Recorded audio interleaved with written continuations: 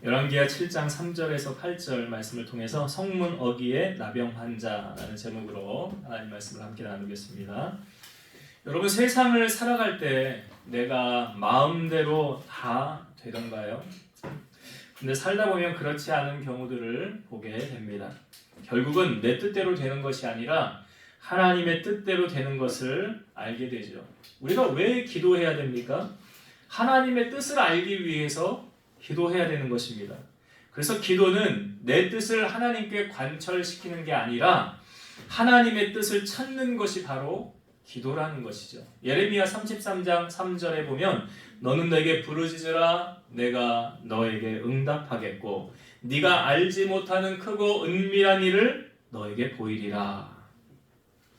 기도해야만 하나님께서 행하시는 은밀한 일을 알 수 있다는 것입니다.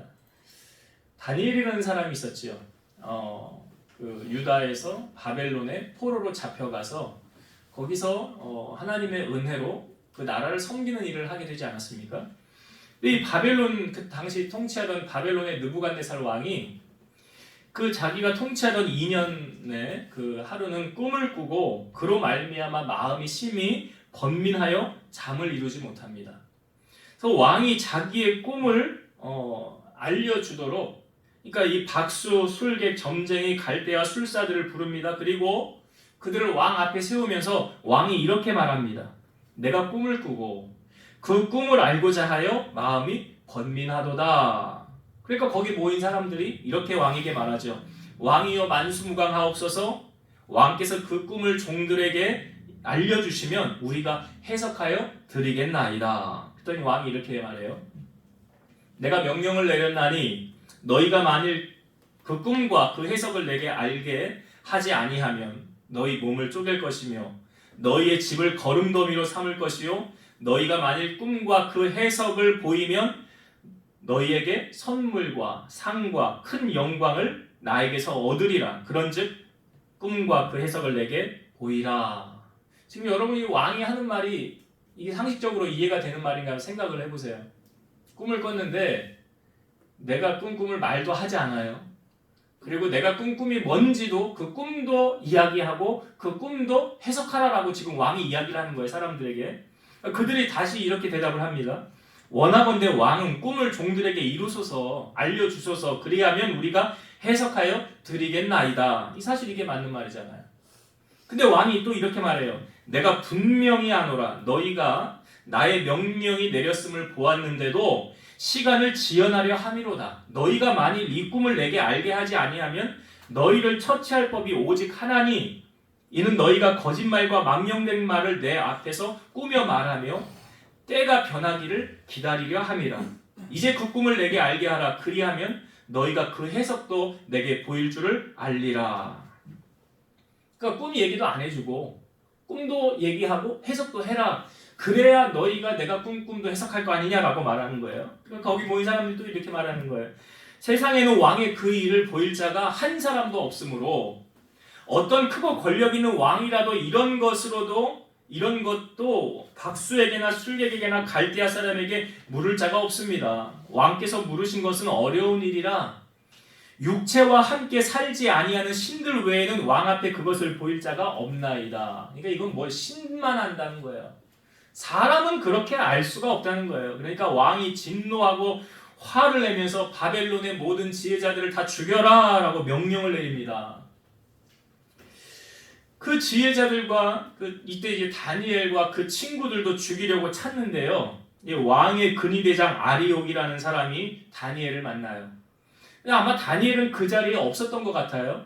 그래서 다니엘이 이제 그 군이 대장에게 묻습니다.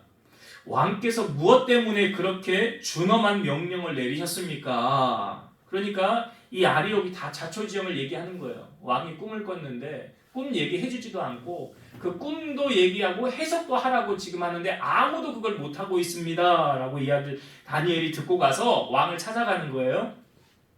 다니엘이 왕 앞에 가서 이렇게 말합니다. 시간을 주시면 왕에게 그 해석을 알려드리겠습니다.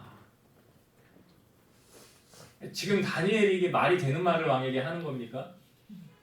말도 안 되는 말을 하는 거 아니에요? 근데 다니엘과 그 세 친구들이 이제 왕에게 이야기하고 나서 뭐 하느냐?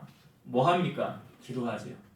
다니엘 2장 18절 하늘에 계신 하나님이 이 은밀한 일에 대하여 불쌍히 여기사 다니엘과 친구들이 바벨론의 다른 지혜자들과 함께 죽임을 당하지 않게 하시기를 그들로 하여금 구하게 하니라.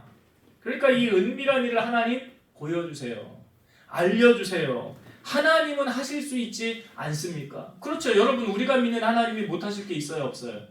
없잖아요. 그러니까 다니엘이 믿는 하나님은 우리가 믿는 하나님 똑같은 하나님 아닙니까? 그 다니엘이 하나님 그 꿈을 우리에게 알려주시고 그 해석도 알려달라고 하나님 기도한 거잖아요. 그러니까 다니엘 2장 19절 이에 이 은밀한 것이 뭐예요? 그 왕이 꿈꾼 거예요. 이 은밀한 것이 밤의 환상으로 다니엘에게 나타나 보이며 다니엘이 하늘에 계신 하나님을 찬송하니라. 뭐예요? 하나님이 다니엘에게 그 꿈을 보여주셨다는 거 아니에요?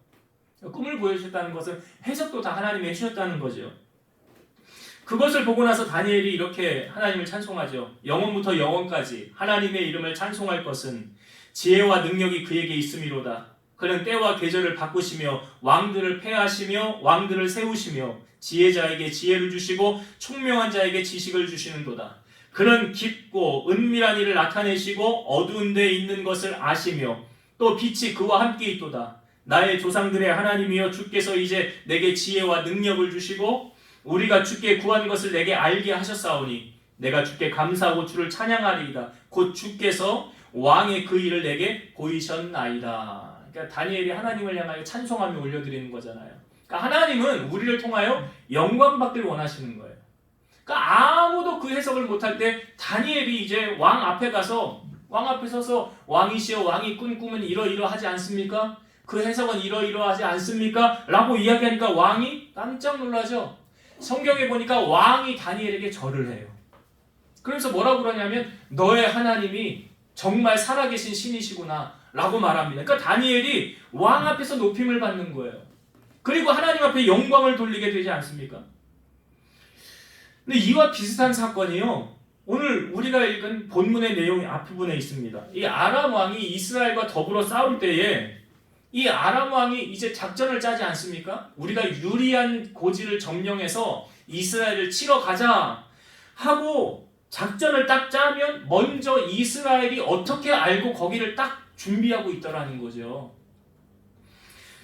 그러니까 어떻게 이것을 알게 되었느냐? 이제 엘리사 선지자 알잖아요. 엘리야의 후계자. 엘리사가 이스라엘 왕에게 왕은 사람을 이리이리 보내서 미리미리 준비하소서 아람 사람이 그곳으로 옵니다. 미리 대비하십시오. 다 알려주는 거예요. 근데 아람 왕은 마음이 불안해서 이거 어떻게 알았지? 말하기를 그 신복들, 부하들 모여있는데 우리 가운데 혹시 이스라엘과 내통하는 첩자가 있는 거 아니냐? 그러니까 그 부하 중에 한 사람이 우리 주 왕이 아닙니다.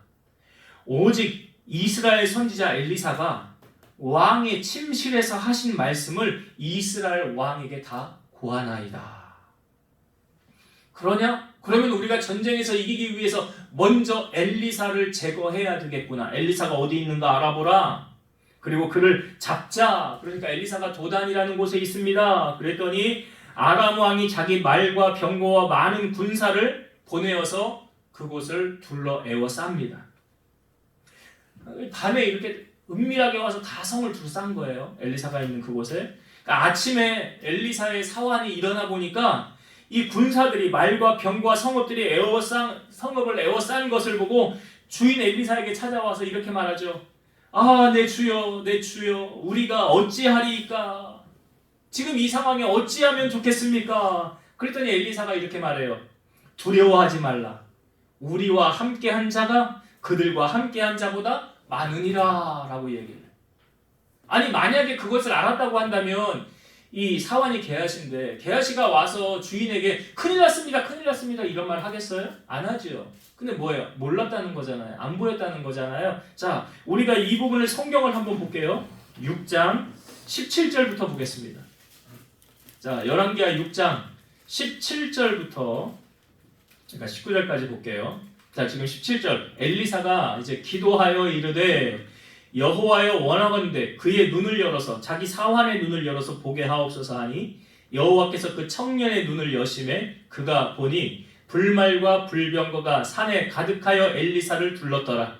아람 사람이 엘리사에게 내려오매 엘리사가 여호와께 기도하여 이르되 원하건대 저 무리의 눈을 어둡게 하옵소서 하매 엘리사가 엘리사의 말대로 그들의 눈을 아람 군대의 눈을 어둡게 하신지라. 엘리사가 그들에게 이르되 이는 그 길이 아니요 이는 그 성읍도 아니니 나를 따라오라. 내가 너희를 인도하여 너희가 찾는 사람에게로 나아가리라 하고 그들을 인도하여 사마리아에 이르니라.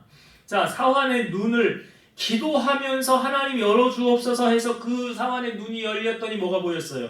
불말과 불병거가 산에 가득한 것을 보았더라. 그 다음에 엘리사가 또 기도할 때 이번에는 하나님 저 아람 군대의 눈을 어둡게 하옵소서. 그랬더니 그들의 눈이 어둡게 됐다는 거 아니에요. 그래서 그들이 사마리아 성중으로 인도함을 받게 됐다는 거예요. 놀라운 일 아닙니까? 한 사람의 기도가요. 그 사람의 눈을 밝게도 하고 어둡게도 하더라. 이 기도에 놀라운 능력이 있다는 것을 우리에게 보여주고 있죠. 자, 이 사마리아에 왔을 때 이스라엘 왕이요 엘리사에게 묻습니다. 내가 저 아람 군대를 칠까요? 치지 말까요? 그랬더니 엘리사가 그냥 치지 말고 돌려보내라고 말해요. 그냥 돌려보내소서 하고 안 칩니다. 그냥 돌려보내요. 그러니 아람 군대가 고마워서 은혜를 표하고 감사를 표해야 될 망정, 근데 그 다음에 보니까 또 사마리아를 쳐들어옵니다. 이게 뭐 악한 마귀의 계략이 그렇죠. 끊임없이 우리를 넘어뜨리려고 공격하지 않습니까? 마귀가 하는 일들이 그렇잖아요. 그러니까 또 쳐들어오는 거예요. 자, 이번에도 사마리아 성을 이 아람 군대가 에워쌌어요. 성을 에워싸니까 갇히게 되지 않습니까? 그러니까 사람들이 나가질 못하는 거예요. 그 안에서만 생활을 해야 되는데 물건은 한계가 있잖아요. 가지고 있는 쌀, 식량은 한계가 있지 않습니까? 그러니까 점점 식량이 비싸지는 거예요. 성경에 보니까 뭐 나귀 머리 하나가 은 80세겔, 뭐 비둘기 똥, 이게 들콩이라는 건데 이 반대에 은 5세겔. 그러니까 돈의 가치는 하락하고 물건이 점점 비싸지는 이 시대를 지금 되었다는 거예요. 이렇게 어렵게 되어졌을 때 이스라엘 왕이 그리로 지나갈 때 한 여인이 왕에게 와서 이렇게 말해요. 나의 주 왕이여 도우소서. 그랬더니 이스라엘 왕이 이렇게 말하는 거예요. 여호와께서 너를 돕지 아니하면 내가 무엇으로 너를 도우랴. 그런데 무슨 일이냐라고 물어요. 그랬더니 이 여인이 하는 말이 옆에 있는 여인을 말하는 거예요. 옆에 이 여인이 나에게 네 아들을 내놓아라. 우리가 오늘 네 아들을 먹고 내일은 내 아들을 먹자. 그래서 우리가 내 아들을 삶아 먹었습니다. 그리고 다음날 이제 네 아들을 내놓아라. 우리가 네 아들을 같이 먹자 하니까 그가 자기 아들은 숨겼습니다. 이게 성경에 다 있는 이야기예요. 제가 지금 꾸며낸 이야기가 아니에요. 얼마나 극한 상황으로 어려웠으면 사람을, 자기 아들을, 자기 아이를 그렇게 먹습니까? 그러면서 이 왕이요, 누구를 원망하냐면 엘리사를 원망해요. 왜냐하면 그때 저들을 다 쳐서 없애버릴까요? 라고 물었어요. 엘리사가 하지 말라고 그랬잖아요. 만약에 그때 쳐서 없앴으면 이런 일이 벌어지지 않았을지 모르잖아요. 그러니까 이제 엘리사를 원망을 하면서 그가 이 왕이 의지하는 장관을 엘리사에게 보냅니다. 이런 거죠. 이제 이 상황 어떻게 할 거냐고, 당신 어떻게 어떤 대책이 있냐? 이 상황을 어떻게 해결할 거냐? 뭐 입이 있으면 말을 좀 해보시오. 뭐 대책이 있을 거 아닙니까? 라고 이제 이제 보낸 거예요. 왕이 사람을 보낸 거예요. 그때 엘리사가 이제 그 사환에게 이렇게 말하죠. 여호와의 말씀을 들을지어다. 내일 이맘때에 사마리아 성문에서 고운 밀가루 한 쌀을 한 세겔로 매매하고 보리 두 수알을, 그러니까 보리 두 마리라는 거죠. 한 세겔로 매매하리라. 그러니까 이게 무슨 말입니까? 그 전에 경제적인 너무 어려운 상황이 있었는데 이제 경제가 회복될 거라는 거예요. 그러니까 이 말을 들은 장관이 뭐라고 그러냐면 여호와께서 하늘에 창을 내신들 어떻게 이런 일이 일어날 수 있습니까? 도저히 그런 일은 일어날 수 없습니다 라고 말하는 거예요. 그러니까 엘리사가 말하죠. 그 사람을 향하여 네가 네 눈으로 그것을 볼 것이나 그것을 네가 먹지는 못할 것이니라. 여러분, 하나님께서 이 위기의 상황을 극복하기 위한 첫 번째 과정, 첫 번째 단계가 무엇입니까? 바로 하나님의 말씀 선포예요. 우리가 왜 하나님의 말씀을 들어야 합니까? 하나님의 말씀이 바로 능력이 되기 때문이라는 거죠.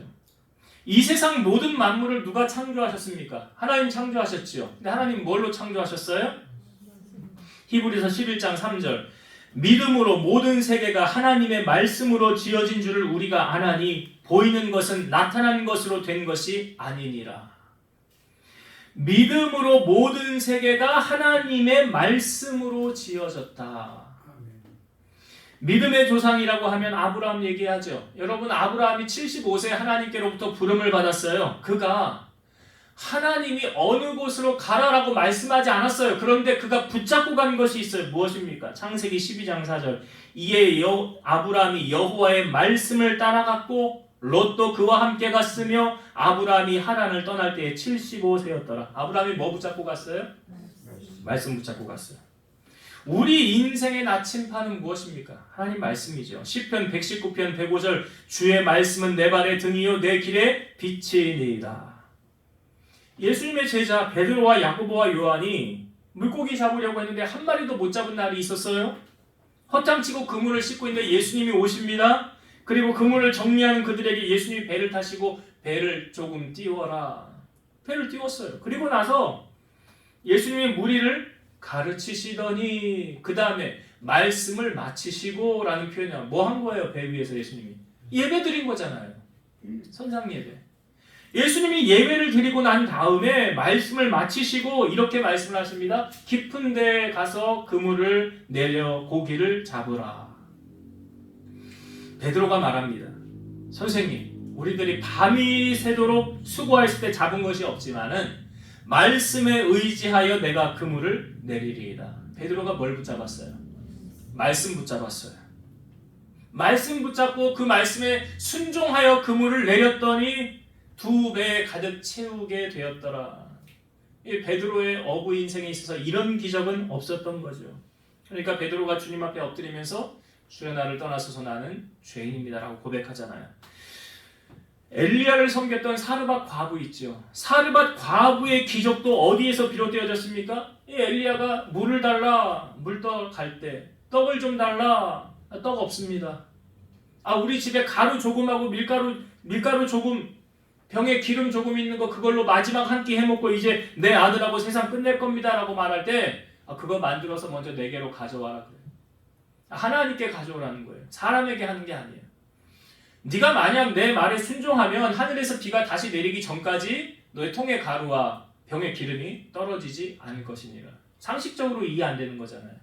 병 부면 끝이고 가루 다 뜨면 끝나는 건데 그 말씀에 네가 한번 순종해 보라는 거죠. 그러면 뭐가 나타난다는 거예요? 기적이 나타난다는 거예요. 그 여인이 엘리야의 말대로 하였더니 하였더니예요.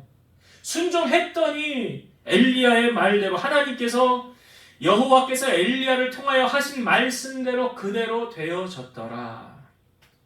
사도 바울이 데살로니가 교인들을 향하여 참 감사하다라고 고백한 게 뭐냐면 데살로니가전서 2장 13절 이러므로 우리가 하나님께 끊임없이 감사함은 너희가 우리에게 들은 바 하나님의 말씀을 받을 때에 사람의 말로 받지 아니하고 하나님의 말씀으로 받음이니 진실로 그러하도다. 이 말씀이 또한 너희 믿는 자 가운데서 역사하느니라. 말씀이 누구에게 역사한다고요? 믿는 자에게 역사하는 거예요. 그러니까 성경에 있는 모든 기적은 그 말씀을 믿고 신뢰함으로 나타난 기적이지 그건 성경 이야기야. 나하고는 상관없어. 그럼 기적이 안 나타나죠. 근데 그 기적의 사건을 내 사건으로 바라보고 인정하면 기적이 나타나는 거예요.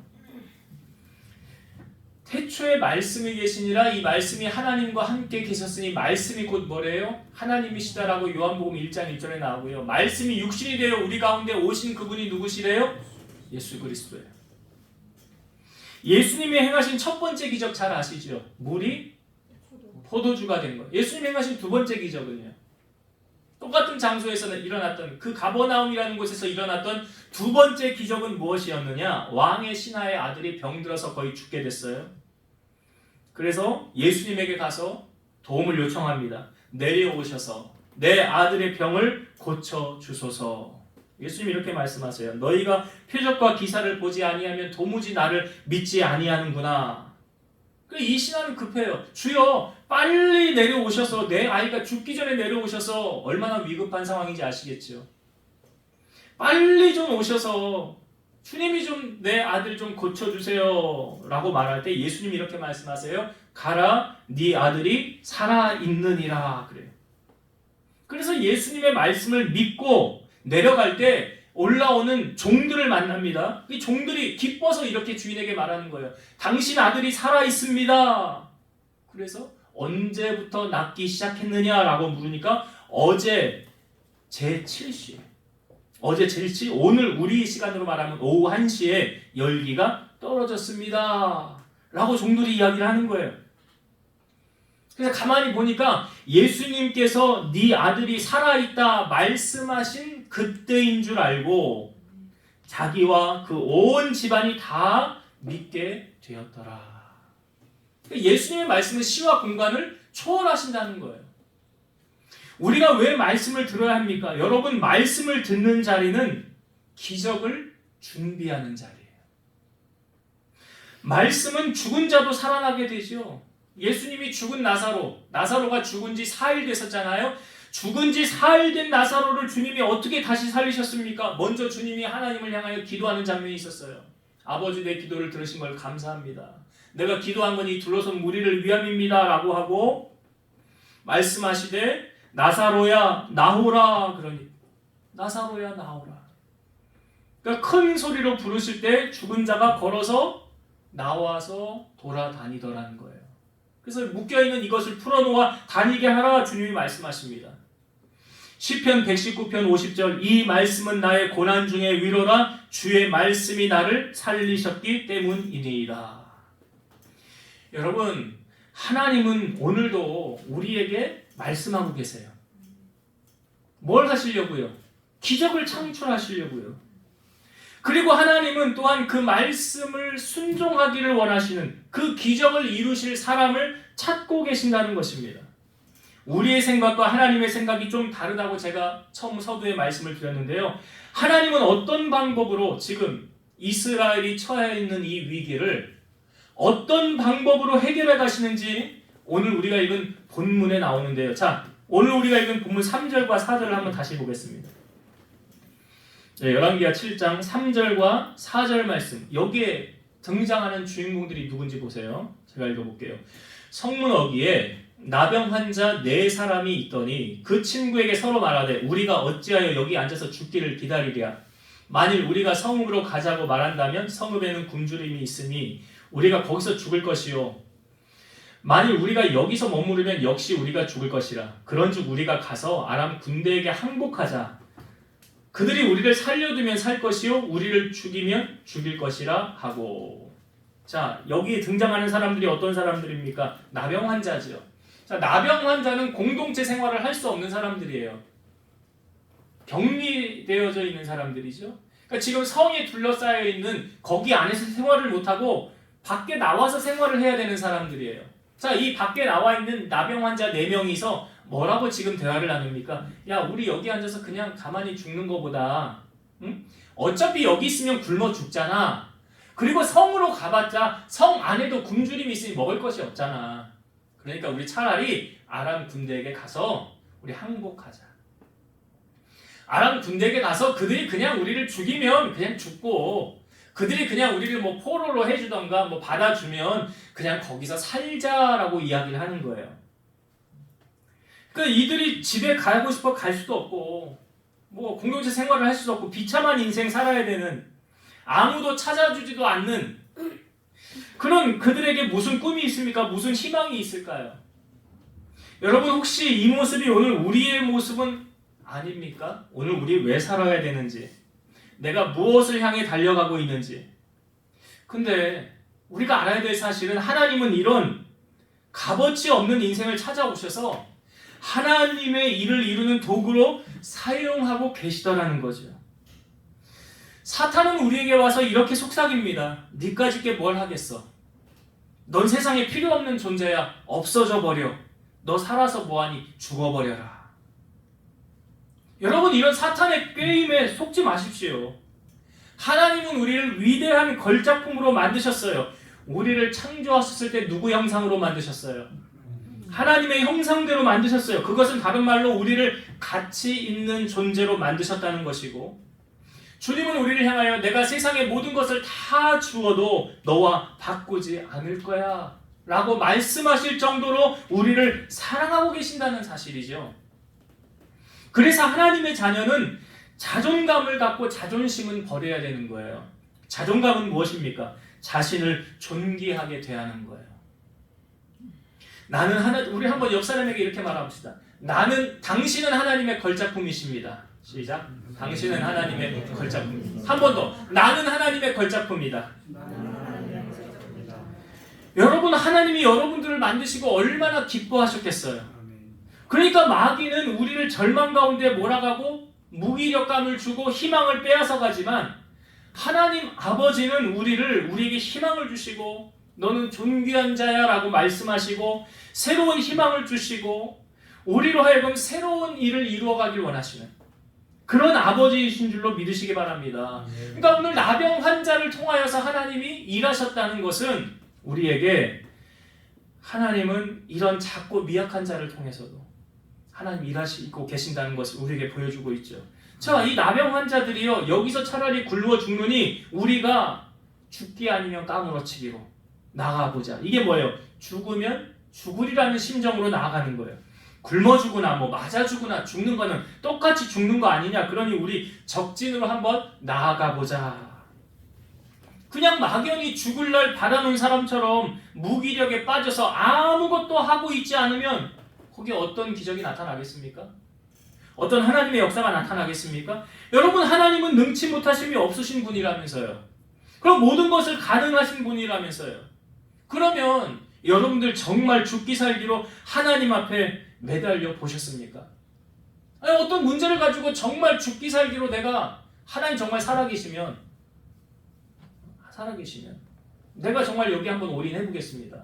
내 문제 하나님 앞에 걸어보겠습니다. 내 생명 한번 걸어보겠습니다. 올인해 보셨냐고요? 귀신 들린 아이의 아버지가 예수님을 찾아온 사건이 있었죠. 제자들이 이 귀신을 쫓아내지 못했어요. 그래서 이 아이의 아버지가 당신 제자들에게 쫓아달라고 했는데 쫓아내주지 못했습니다. 이 귀신이 어디서든지 내 아이를 잡으면 거꾸러져 거품을 흘리면서 이를 갈며 내 아들이 점점 말라 죽어가고 있습니다. 그를 내게로 데려오라 그러니까 이 아이 안에 있는 귀신이 예수님을 보면서 땅에 엎드려져서 거품을 흘리는 거예요. 병기를 일으키는 거예요. 발작을 하는 거예요. 예수님이 질문하죠. 언제부터 이렇게 됐느냐? 그랬더니 어릴 때부터 귀신이 내 아들을 죽이려고 물과 불에 자주 던졌나이다. 그러나 무엇을 하실 수 있거든 우리를 불쌍히 여기사 도와주옵소서. 무엇을 하실 수 있거든. 그러니까 뭐예요? 지푸라기라도 잡고 싶은 심정으로 지금 주님 앞에 온 거 아닙니까? 예수님이 이렇게 말씀하시죠. 할 수 있거든이 무슨 말이냐? 믿는 자에게는 능히 하지 못할 일이 없느니라. 그러니까 이 아이의 아버지가 소리를 지르면서 내가 믿나이다. 나의 믿음 없는 것을 도와주소서. 예수님이 귀신을 꾸짖고 말 못하는 귀신아, 못 듣게 하는 귀신아, 내가 너에게 명하노니 그 아이에게서 나오고 다시 들어가지 말라 하니까 귀신이 소리를 지르면서 아이에게서 나가고 아이가 심히 경련을 일으키고 엎드려집니다. 아이가 죽은 거 아니냐 라고 말해요. 근데 예수님이 이 아이를 잡아 일으키고 세우십니다. 그리고 다시 멀쩡해진 아이를 아버지에게 주는 것을 보게 되죠. 여러분, 우리에게 정말 이 귀신 들린 이 아들의 아버지와 같은 심정이 우리에게 있느냐 이거죠. 우리의 작은 믿음이라도 하나님은 보시고 역사하신다는 거죠. 정말 겨자씨만한 믿음이 있으면 이 산을 들어 저 바다에 던져도 된다라고 말하잖아요. 그러니까 우리가 어떤 믿음으로 하나님 앞에 나아가 하나님 앞에 올인하느냐, 그 믿음대로 역사하는 거예요. 그 믿음대로, 내 믿음대로 될지어다잖아요. 그러니까 우리가 이 믿음이 자라기 위해서 어떻게 된다고요? 로마서 10장 17절 믿음은 들음에서 나며 들음은 그리스도의 말씀으로 말미암느니라. 말씀 듣지 않으면 믿음 자라지 않아요. 그러니까 말씀을 들으면 어느 순간 이거 하나님이 역사하시겠구나 라는 소망이 생기는 거예요. 언제? 말씀 들을 때. 그게 하나님이 역사하시는 거예요. 이 나병 환자 4명이 우리 여기서 죽느니 그냥 가서 죽자. 이게 뭐예요? 행동이죠. 액션이죠. 아니 어차피 죽는 거 가보자 라고 갔어요. 자, 어떤 상황이 펼쳐졌습니까? 오늘 본문 5절부터 한번 다시 볼게요. 자, 5절부터 아람 진으로 가려 하여 해질 무렵에 일어나 아람 진영 끝에 이르러서 본즉 그곳에 한 사람도 없으니 이는 주께서 아람 군대로 병거 소리와 말소리와 큰 군대 소리를 듣게 하셨으므로 아람 사람이 서로 말하기를 이스라엘 왕이 우리를 치려하여 햇사람의 왕들과 애굽 왕들에게 값을 주고 그들이 우리에게 오게 하였다 하고 해질 무렵에 일어나서 도망하되 그 장막과 말과 나귀를 버리고 진영을 그대로 두고 목숨을 위하여 도망하였습니다. 자, 갔더니 어떤 일이 일어났어요? 아람 군대 한 사람도 없어요. 거기. 그런데 하나님이 어떻게 하셨대요? 큰 군대 소리를 듣게 하심으로 그랬어요. 큰 군대 소리를 듣게 하심으로 겁을 먹어서 아람 군대 사람들이 다 도망을 갔다는 거예요. 자, 이 4병의 나병 환자가 그 안으로 들어가서 뭐 하고 다닙니까? 8절을 볼게요. 그 나병 환자들이 진영 끝에 이르자 한 장막에 들어가서 먹고 마시고 거기서 은과 금과 의복을 가지고 가서 감추고 다시 와서 다른 장막에 들어가 거기서도 가지고 가서 감추니라. 이게 뭐예요? 쉽게 말해서 로또 만났네. 로또. 나병 환자 지금 로또 만났어요. 그랬더니 아무것도 없고 먹고 싶은 거 그냥 장막에 가면서 지리면서 지금까지 못 먹은 거 배 터지게 먹는 거예요. 막 먹고 또 거기 급하게 가니라고 이 사람들이 거기 중요한 보물, 재물 같은 거 다 놓고 간 거예요. 재산이 되는 것들. 그러니까 뭐 시계도 차고 뭐 반지도 끼고 뭐 제가 좀 꾸민 거지만 거기 있는 모든 좋은 것들을 지금 다 여기다 갖다 숨겨놓고 저기다 갖다 숨겨놓고 예 그렇게 하고 있는 거예요 지금. 수지 맞은 거예요. 수지 맞았어. 수지 맞았어요. 그런데 자 이들이 이런 것을 누리다가 9절의 말씀을 한번 봅시다. 9절. 나병 환자들이 그 친구에게 서로 말하되 우리가 이렇게 해서는 아니 되겠도다. 오늘은 아름다운 소식이 있는 날이거늘 우리가 침묵하고 있도다. 만일 밝은 아침까지 기다리면 벌이 우리에게 미칠지니 이제 떠나 왕궁에 가서 알리자 하고. 자 뭐라고 말합니까? 우리 이렇게 하면 안 돼. 우리 침묵하고 있으면 안 돼. 그러면 우리 벌 받아. 우리 벌 받아. 왜? 이 좋은 소식을 우리만 누려서는 안 되잖아. 지금 성중에 다 굶주려서 줄이고 있는데 가서 이 기쁜 소식을 우리가 알려야지. 만약 알리지 않으면 우리 하나님께로부터 벌 받는다고. 여러분, 하나님께서 우리에게 복을 주시는 것은 나만 누리라고 주시는 거예요? 같이 누리라고 주시는 거예요? 그렇죠. 지금 이들이 그걸 깨달은 거예요. 우리만 누려서는 하나님께로부터 벌 받아. 여러분 세상의 복도 그렇지만 복음도 마찬가지입니다. 나만 구원받으면 될까요? 나만 천국 가면 될까요? 안 되지요. 안 되잖아요. 그래서 에스겔 선지자는 포로로 잡혀간 이스라엘 백성들 그때 바벨론에서 활동한 선지자인데 하나님께서 에스겔에게 부르시고 이러한 사명을 주셨어요. 에스겔 3장 17절부터 21절 제가 읽어볼게요. 잘 들어보세요. 인자야, 이 에스겔의 인자야. 내가 너를 이스라엘 족속의 파수꾼으로 세웠으니 너는 내 입의 말을 듣고 나를 대신하여 그들을 깨우치라.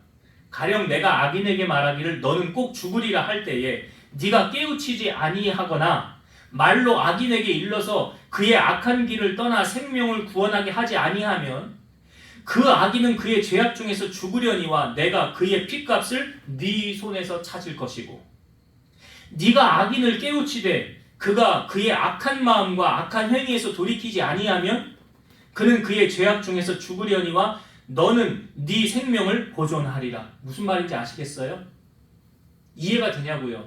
악인이 지금 잘못 가고 있어서 바로 가서 전해서 그가 돌이키면 살고 돌이키지 않으면 죽는 건데 만약에 내가 가서 돌이키게 했어요. 그러면 너는 살 거예요. 근데 네가 만약에 가서 돌이키지 않아서 그가 죽었어. 그러면 그 핏값을 누구에게 찾는데요? 나에게서 찾는 데잖아. 또 그 다음에 또 의인이 그의 공의에서 돌이켜 악을 행할 때에는 이미 행한 그의 공의는 기억할 바 아니라 내가 그 앞에 거치는 것을 두면 그가 죽을지니 이는 네가 그를 깨우치지 아니함이니라. 그는 그의 죄 중에서 죽으려니와 그의 죄값은 내가 네 손에서 찾으리라. 그러나 네가 그 의인을 깨우쳐 범죄하지 아니하게 함으로 그가 범죄하지 아니하면 정령 살리니 이는 깨우침을 받으며 너는 네 영혼을 보전하리라. 똑같은 말이죠. 의인이 잘못 가요. 근데 네가 가서 그 의인을 돌이키게 바른 길을 가게 하면 네 생명 살 것이지만 그 의인이 잘못 갈 때 네가 그냥 아무 방관하고 보지도 않고 그냥 책임도 없다고 하면 그 의인이 죽었을 때 그 핏값을 누구에게 묻는다? 나에게 묻는다. 나에게 묻는다. 그 말이 지금 무슨 말이야? 이 나병 환자들이 그 말하고 있는 거예요 지금. 나병 환자들이 하는 말이 지금 그 말이라고요. 그 핏값 우리가 전하지 않으면 하나님이 핏값을 나에게 물으신다는데. 그 오늘 나병 환자들이 침묵하고 있으면 벌 받는다는데. 원종호 집사님 올해 뽑은 말씀 뭐예요? 이렇게 갑자기 질문을 해 정신을 확 차리지. 돌아가면서 나중에 한 명씩 다 질문할 거예요. 뭐예요 올해 뽑은 말씀? 몰라. 저 가만히 웃고 있는 거 보니까 모르는 거야. 디모데후서 4장 2절 잘 들어요. 너는 말씀을 전파하라. 때를 얻든지 못 얻든지 항상 힘쓰라. 범사의 오래 참음과 가르침으로 경책하며 경계하며 권하라. 생각은 나요? 여러분 전파하는 자가 없으면 들을 수가 없잖아요. 듣지 못하면 믿지를 못하잖아요. 누군가 전해야 듣고 믿을 거 아닙니까? 하나님께서 우리를 왜 먼저 부르시고 구원해 주셨나요? 내가 믿은 예수를 전파하라고, 복음에 빚진 것을 갚으라고 우리를 먼저 부르신 거예요. 그래서 우리가 고넬료 말씀도 나누었지만 그가 베드로를 청하였을 때 뭐 했습니까? 자기 가까운 친구들, 일가 친척들 다 불러 모았잖아요. 왜요? 복음 전하, 복음 은혜 받으려고, 복음 소식 함께 나누려고. 우리에게 그런 마음이 있어야 된다는 거예요. 말씀을 정리하고 마치겠습니다. 여러분, 예수님이 성령에 이끌려 40일을 금식하시고 사단에게 시험을 받을 때 돌이 떡이 되게 해보아라 그랬죠. 자, 이 시험을 예수님이 어떻게 이기셨어요? 사람이 떡으로만 살 것이 아니요 하나님의 입에서 나오는 모든 말씀으로 살 것이니라. 무엇으로 살아요? 어떤 사람은 돈으로 산대. 돈 없으면 못 산대. 돈이 주인이야 그 사람. 그 사람이 섬기는 건 만몬신이에요. 여러분 말씀을 들으면 하나님의 기적이 나타나니까 제가 말씀 듣는 자리는 뭐 기적을 준비하는 자리라고요. 아멘. 말씀 듣지 않고 기적 나타나지 않습니다. 왜? 믿음이 자라지 않으니까. 그러니까 말씀을 들으면 살아요. 말씀을 들으면 소망이 있어요. 말씀을 들으면 기적이 나타난다는 거예요. 그래서 여러분 무엇보다 말씀을 들을 때 집중하시고, 사탄이 예수님이 씨 뿌리는 비유 뭐예요? 말씀이잖아, 씨가. 근데 새가 와서 빼앗아가죠. 마귀가 빼앗아가는 거예요, 말씀을. 그 다음에 바위 위에, 가시덤불 위에 말씀이 떨어지면 결실을 못해요. 그러나 옥토밭에 말씀이 떨어지면 100배로 결실하는 거잖아요. 그러니까 여러분 말씀을 듣고 빼앗기지 마시고요. 이 말씀을 잘 간직하고 묵상하셔서 정말 기적을 낳는 여러분도 되셨으면 좋겠어요. 두 번째, 하나님은 작고 연약한 자를 통해서도 하나님 일을 이루어 가시는 거예요. 누가 나병 환자를 통해서 이 이스라엘을 구원할지 누가 알았어요? 이 나병 환자, 아무도 알아주지 않는 아웃사이더, 누구도 관심도 없어요. 이 사람에게는 그냥 죽으면 죽는 거고 살면 사는 거예요. 아무도 관심이 없는 이 사람을 통하여서 하나님이 일하시잖아요. 마귀는 오늘 우리에게 조롱하겠죠. 네가 뭘 한다고 니까 줄게, 나가 죽으라고 그러겠죠. 넌 아무것도 못한다고 하겠죠. 그건 마귀의 속셈이고, 하나님은 우리에게 뭐라고 그래요? 너는 존귀한 자라고. 아멘. 넌 내가 창조한 자고 내 자녀라고. 아멘. 너를 통해 새 일을 이룰 거라고. 그래서 빌립보서 4장 13절 내게 능력 주시는 자 안에서 내가 모든 것을 할 수 있대잖아요. 아멘. 그래서 여러분, 하나님 오늘 여러분들을 통해서 새로운 일을 이루어가기를 원하신다는 것 기억하시길 바라고, 마지막으로 이 나병 환자들이 자기만 혼자 먹고 즐기고 하지 않았어요. 우리 전하지 않으면 화가 우리에게 미칠 것이다 라고 말하잖아요. 우리요 구원받은 자들인데 우리 빚진 자잖아요. 사도 바울이 말했잖아요. 내가 복음의 빚진 자라. 복음의 빚을 우리가 졌으니까 여러분 이 복음을 전함으로, 전하는 자가 있어야 듣는 자가 있는 거예요. 전하지 않으면 못 듣는 거예요. 그래서 우리를 구원하신 주님이 우리를 보내셔서 복음을 전할 때, 오늘 에스겔 선지자에게 하셨던 말씀이에요. 악인이 그 악에서 돌이키면, 만약에 돌이키지 않으면 그 핏값을 너에게 찾는다. 의인이 악한 길에서 돌이키면 핏값 물지 않으면, 만약에 돌이키지 않으면 그 핏값을 너에게서 찾는다 라고 하실 때, 오늘 우리가 하나님의 은혜, 이 복음을 전하여서 마지막까지 증인된 삶으로 살아감으로 하나님께 영광을 돌리는 여러분이 다 되시기를 주의 이름으로 축원드립니다. 기도하시겠습니다. 지금도 살아서 역사하신 하나님 감사합니다. 오늘 이 아람 군대가 사마리아 성을 에워싸므로 말미암아 위기가 왔을 때 하나님은 이 위기를 어떻게 풀으셨는지, 먼저는 하나님의 말씀이 선포되어졌습니다. 그 말씀이 선포되어지고 그 말씀대로 이루어졌습니다. 오늘 우리에게 하시는 하나님의 말씀을 우리가 귀담아 듣게 하시고 그 말씀을 잘 새겨서 주님 말씀 붙잡고 승리하는 우리 성도를 되게 하여 주옵소서. 나병 환자처럼 작은 자를 통하여, 아무도 알아주지 않는 자를 통하여 일하신 하나님, 하나님 부르신 자를 보라. 약한 자를 통하여 강한 자를 부끄럽게 하고, 무능한 자를 통하여 지혜로운 자를 부끄럽게 한다고 하셨습니다. 없는 자를 통하여 있는 자를 폐하려 하신다고 하셨습니다. 이런 작은 자를 통하여 일하신 하나님, 오늘 우리를 통하여 하나님 일하시고 하나님의 영광을 드러내는 존귀한 도구로 쓰임받는 저희들 다 되게 하여 주옵소서. 또한 우리의 입술을 통하여 복음이 증거되어짐으로 땅 끝까지 증인된 삶으로 주님 앞에 영광 돌리는 우리 성도들 다 되게 하여 주옵소서. 예수님 이름으로 기도드리옵나이다. 아멘.